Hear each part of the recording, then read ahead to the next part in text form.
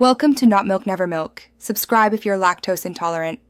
You start by confirming prerequisites, an active Azure subscription and sufficient role permissions. Once done, open the Azure portal and create or pick a resource group in the region you need.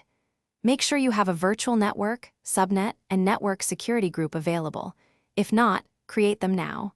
You do this because the VM must attach to networking and permissions prevent deployment failures. This first step prevents later rework and sets a clear scope for the VM you will provision. You now configure the VM. Choose an OS image and a VM size that matches CPU, memory, and budget needs. Next, set an administrator account and provide an SSH public key or a strong password. Choose keys for production. Select the OS disk type, Premium SSD for performance, and attach data disks if required. Make sure the NIC, public IP assignment, and inbound port rules are set. This ensures remote access and correct network placement.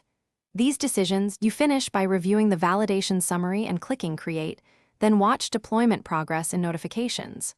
Once provisioned, obtain the public IP and connect with SSH or RDP based on the OS. Make sure your client uses the right key or credentials. Verify disk attachment and extensions like Azure Diagnostics if needed. If something fails, check network security groups, effective routes, and boot diagnostics logs first. These reveal common causes like blocked ports or startup errors and guide quick fixes. Thanks for watching. If this was helpful, leave a like and consider subscribing. See you next time.